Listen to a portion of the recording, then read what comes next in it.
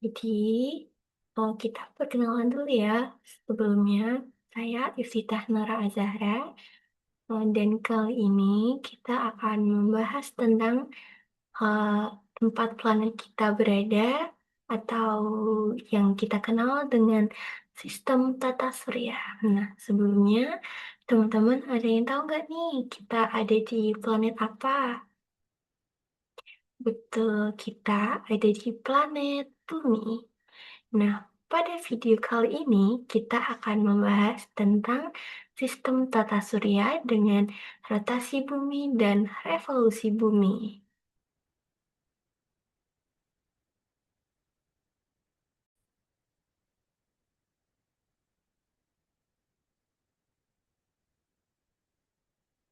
Nah, kita hari ini akan menjelajahi tata surya dari bumi hingga bintang.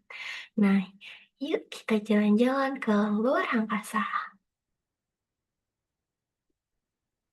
Nah, tata surya itu adalah keluarga besar benda di langit.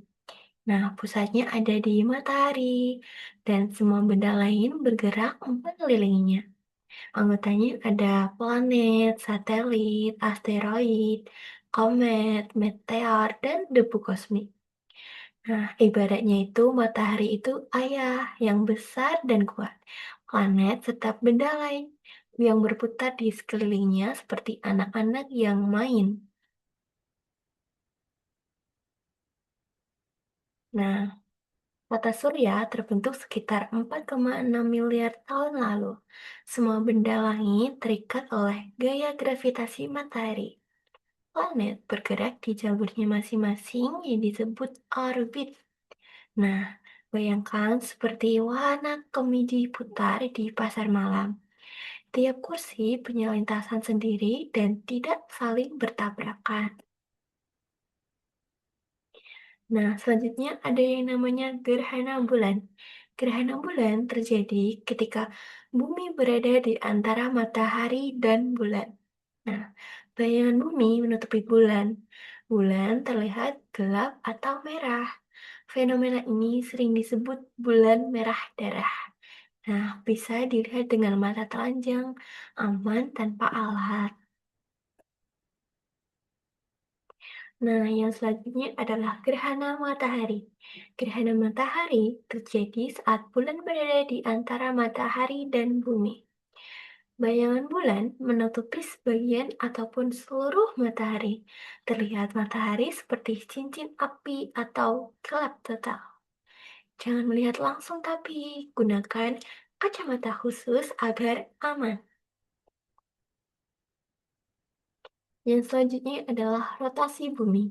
Rotasi adalah bumi berputar pada porosnya. Nah, waktunya yaitu 24 jam. Eh, efek dari rotasi bumi ini adalah terjadinya siang dan malam yang bergantian. Matahari terlihat terbit di timur dan terbenam di barat. Nah, sama seperti saat kita memutar bola di depan lampu. Bagian yang kena cahaya terang itu adalah siang, yang membelakanginya menjadi gelap dan malam. Yang selanjutnya adalah revolusi bumi. Revolusi itu adalah bumi mengelilingi matahari.